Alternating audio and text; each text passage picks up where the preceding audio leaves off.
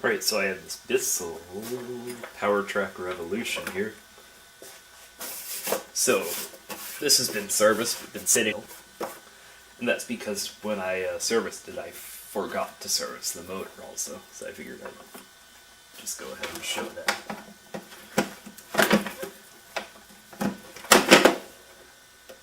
Very bizarre.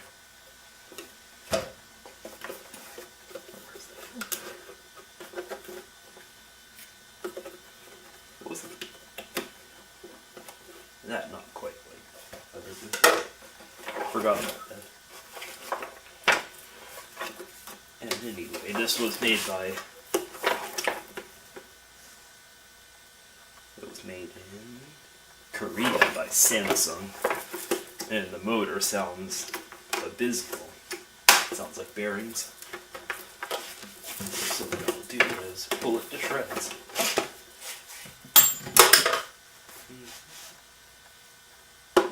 Handle removal.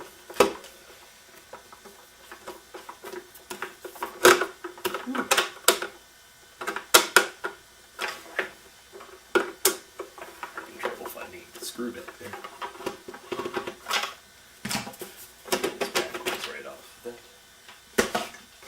Nice, cheap, and easy to disassemble. Next thing I'll do is see if it has a belt on it. And I have no clue if it does. Pretty hard to tell.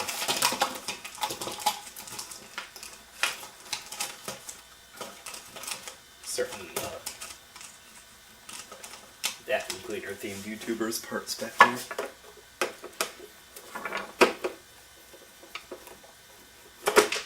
Screw. Pull the hose off of there.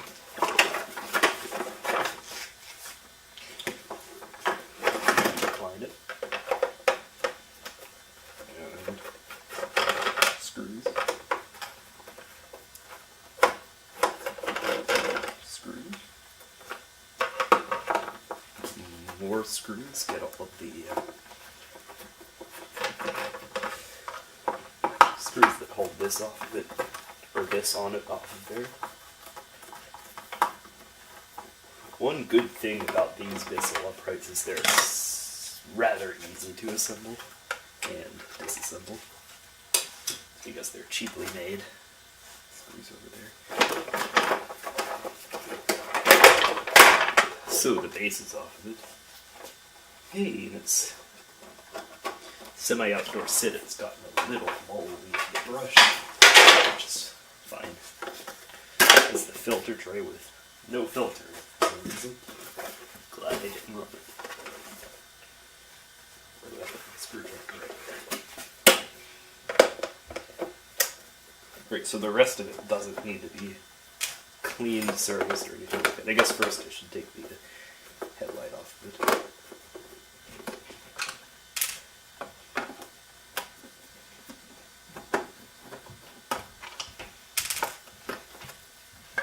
It has no bulb there.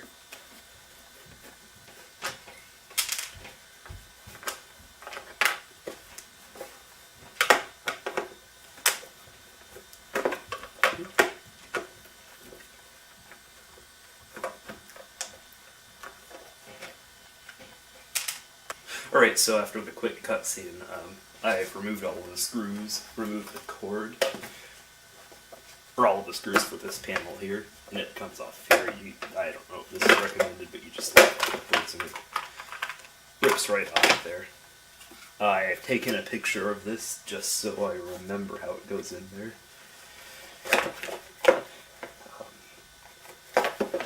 It has those plier-based little connectors. Most easily removed with the tools that I have. But these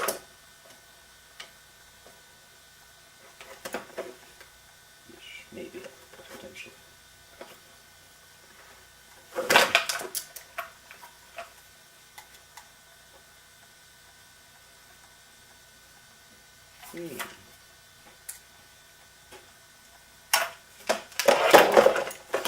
I can write on it what goes those wires were.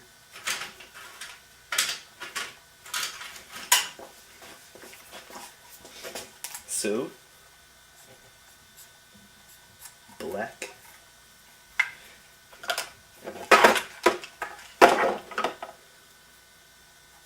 Brown. And white. Beautiful.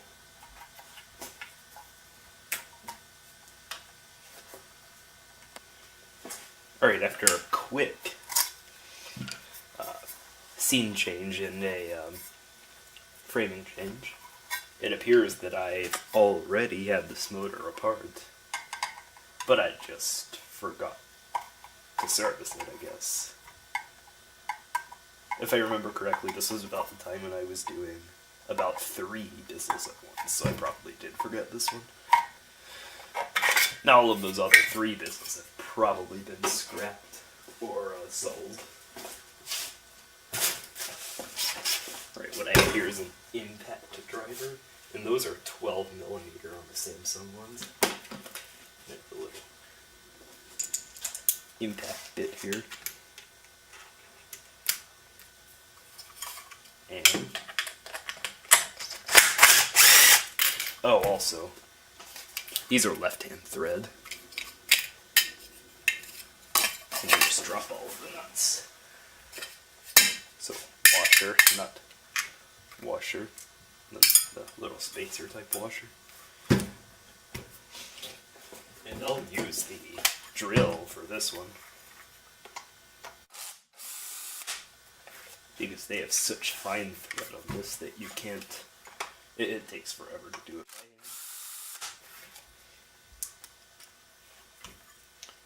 hand. Arguably I should use the, I'll get this off here too. Arguably I should use the screwdriver, the drill for all of that. All of what I do, but I'm special.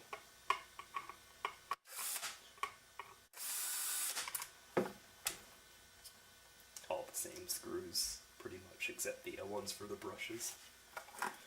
Right there.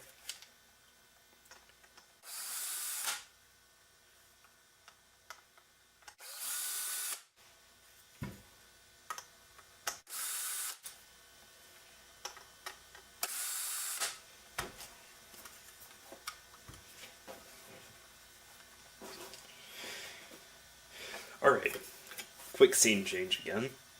So you'll see I have the vise adjusted to where it's not pressing on the field windings, but it's not hindering any of this also. Right there. You can probably see where this is going, but before that happens, let's just coax it with that and a little fire. Now this is a horrible torched head.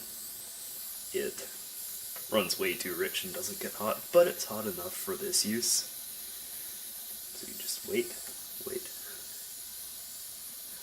and wait.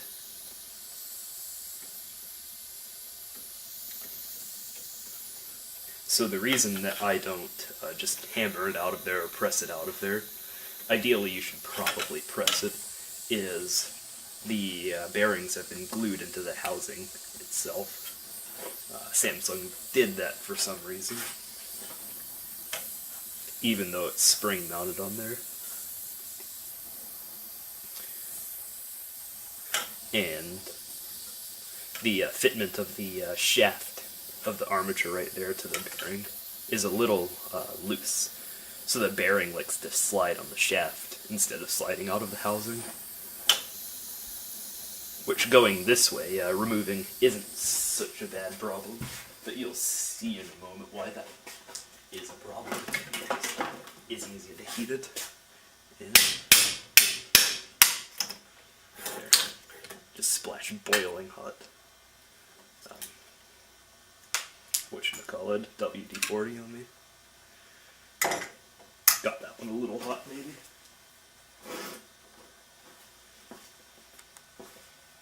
Let's get even more tedious.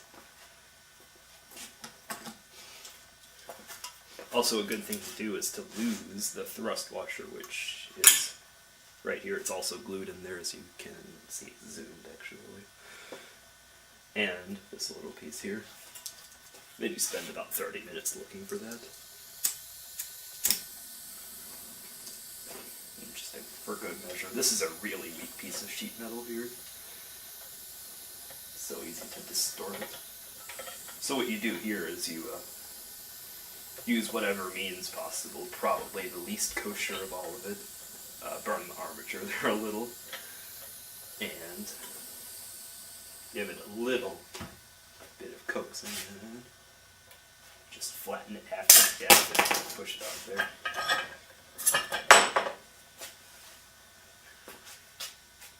And just bend that back into a natural look. This is what I do. As long as it's straight, it's good. It'll clamp on it nicely and all of that. Get rid of that. Alright, so after getting everything out of there, this is not a very kosher thing. Which this one sounds absolutely fine, but switching the bearings here. Now you can't hear that at all, but it's easier to show you on this one. You can't hear it at all, but the bearings are nice and dry. I've probably just heated more lubricant in it and made them sound better again. But they're nice and dry. But once they start making noise, there's already damage there. You should probably press new bearings on it, but it's a $10 Bissell, so I'm not going to do that. So this is not kosher at all. Yeah, I've just heated new, all of that grease in there and made it look nice. So, what to do is a good one. You just completely drop that bearing seal. And, good. Notice this bearing has a nylon bearing carrier in it. Nice and cheap, but it works. It's a Bissell vacuum cleaner. It's not really worth anything better. Now the next thing to do is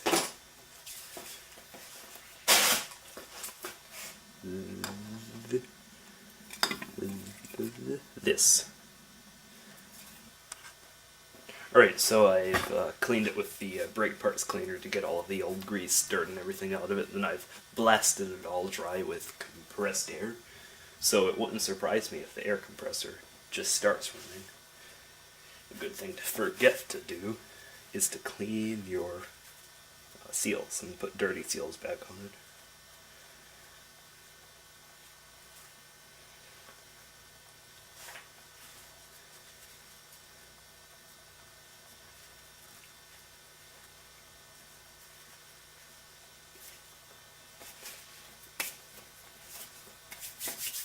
Alright, wheel bearing grease. Because I've spared no expense, it's the cheapest stuff out there. You just slap that in there. It's good to get a little, but not too much. Just feel it. Get it around the nylon carrier there. And make sure there's just a good chunk of grease in there. Enough to make it nice and lubricated without creating so much fluid pressure when it spins quickly that it just blasts the seal off of it or blasts grease everywhere. Which I guess for a vacuum cleaner doesn't really matter. Once again, it's a $10 Bissell. Not worth all that much. Flip it. Do the same thing for the more exposed side. It's pretty much a one-sided carrier. I'm not very precise with any of this because it's such a cheap vacuum cleaner. If it's a good one, for example like a Kirby or Electrolux or something collectible, I would replace the bearing in most cases. Or I like to replace the bearing. Sometimes I'm not on much of a commercial scale, so I don't replace them. I've gone ahead and lost the seal.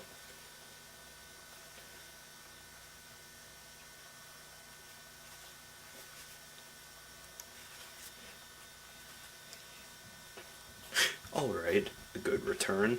I had stuck the seal to the bottom of the grease, slapped the tub of grease right on the seal. So after that has all been sorted, the seal's ready to go on it. Clean enough. Let me get a freshish paper towel. For example, one that's not greasy. And wipe any grease off of the... But you can't see that, but I used a little bit of brake clean. I wiped any grease off of the armature. And a clean workspace is the key to success. This one doesn't really need it, and ideally you should probably do this before you clean it all, but forgetfulness is a key factor in servicing vacuum cleaners, apparently. And this one, yeah, like I said, this one doesn't really need it, but armature, you ideally use armature cloth, but I have worn Scotch-Brite that seems to work fine for this quite like this.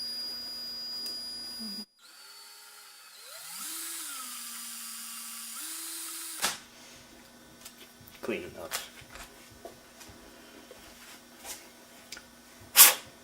Beautiful. Now that's ready for assembly.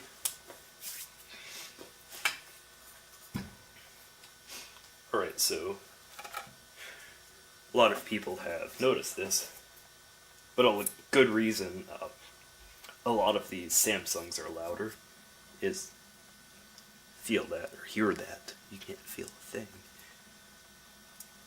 The brushes are just rather loose in the brush carriers, so they just rattle all over the place. So it makes a lot of them sound brushy. Put that in there. Put the little pressure plate thing that's not horribly necessary in there, and the armature, then the front little bearing housing, and then where I have the motor chucked into the drill, the cordless drill, put the little screwdriver bit in there again, and start them by hand, I guess, just because I'm a little fool who doesn't like to strip screws, strip threads.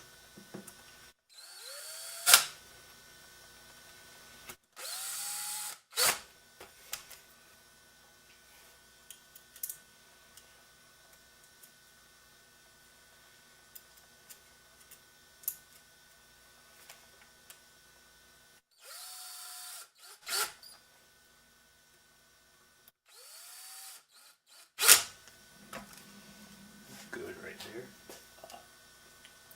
Especially since these are, I believe, yes, they're JIS screws. And I'm using Phillips bits for all of it because I'm too cheap right now to buy a proper JIS set. I find it pretty important to not torque with an electric drill. Just because they're so easy to strip when they're not. The right head, it's like using a posit drive using a posit drive bit for a Phillips head screw. The brush screws are the ones with the larger heads to go into the plastic, or to bite onto the plastic without a washer.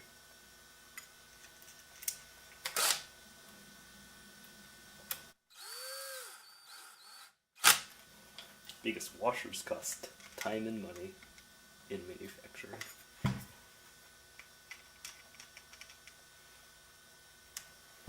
Here's a silly thing to forget. Put that right on there, it seats well enough.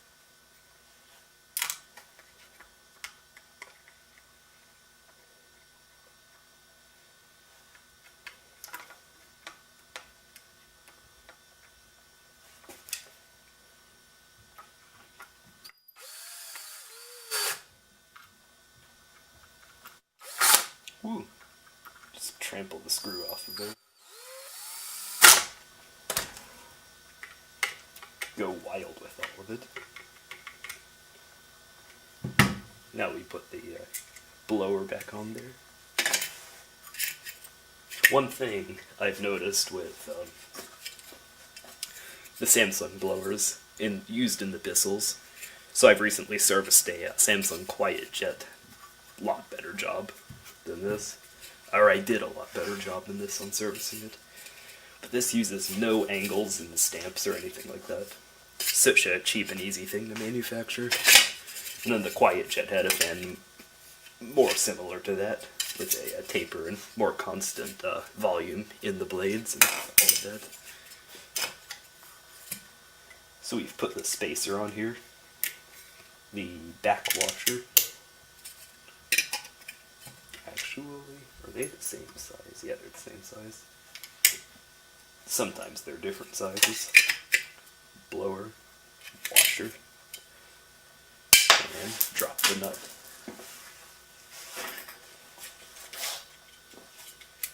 If you're as clumsy as I am with all of this, you get good ears over the years. Right there, cut yourself to bits. These are a left-handed thread also. So if you have it in a vise here, you can put it right in the vise and get a wrench, a 12mm wrench, or adjustable wrench, or whatever you have that fits. But turn it to the right to loosen it. If you turn it to the left, as most screws, you'll just be tightening it. Now the, test to make sure it spins. Beautiful. And press the housing on it. Not all of them go on there that easily. For example, the Panasonic motors in the Panasonic's, Kenmore's, the Kenmore progressive types, all of that, Dyson's, they just don't go on there that easily, so expect to struggle with that a ways. So what you do here is omit the part where you wash your hands and get grubby little greasy fingerprints on everything, but also make sure you assemble all of that properly, motor it and everything there. Get the wiring right. Now I've mislabeled that, of course, because I can't read. Thankfully, I took a picture of that. Yep, I mislabeled it. Alright, so the black goes right under here. Right in there. You can usually hear a nice click with these connectors. The white goes right into here. And the blue/white goes right in there. That slides right in there. Everything slides in there. It has these nice little wire pegs and slots for keeping the wires nice and organized so you don't pinch them like I did. Then the front panel goes on here.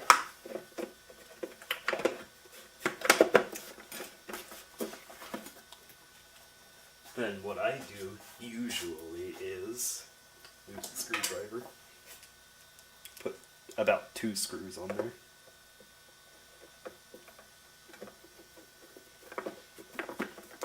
Just to hold it tight. And go ahead and run it. Drop the screw. Go ahead and run it to a plug and see if it makes fire.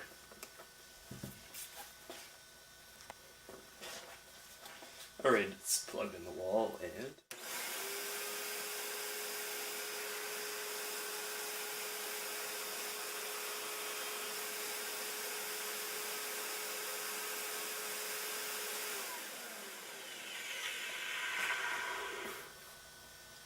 like new. Alright, so I've gotten the screws for the motor housing together. The headlight mount, the socket itself screwed in there, and then the lens screwed on there. Right there, ready for base.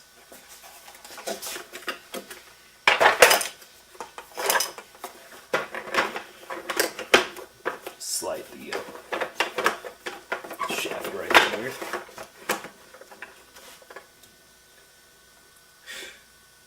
Okay, so after the base is on there, and the brackets are on there, screw it. Ooh! Okay, not paying attention to what I'm doing. Screws are on there. Eek. Okay, now that the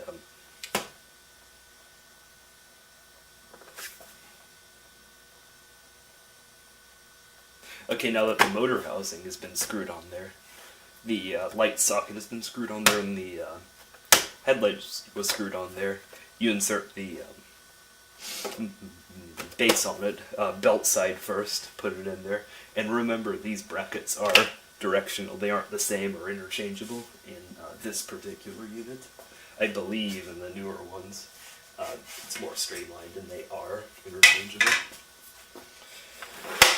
Alright, so now the hose can go in the back of it. Slide that piece in there.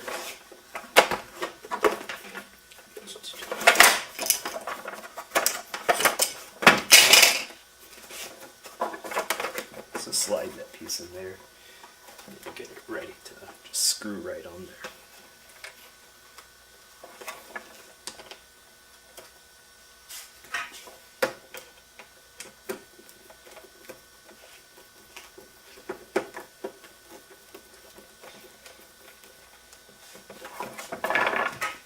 Alright, that's beautiful. Put the hypothetical filter in there. I'll probably just cut one out of a cheap cloth. The filter cover in there. So the filter's in here again. The pre-motor filter's in there. The dust container. Lock that in there. The handle slides forward onto there. Screws right into there.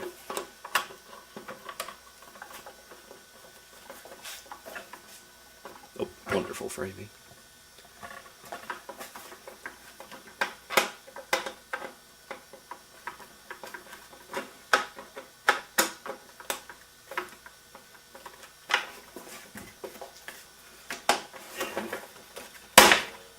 Needs to just sometimes be persuaded onto there. Beautiful enough. Then the hose clicks right onto there. Clips into there. Goes onto there.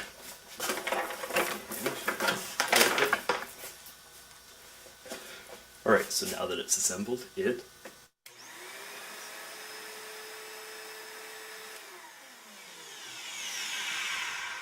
sounds brushy as every Samsung does.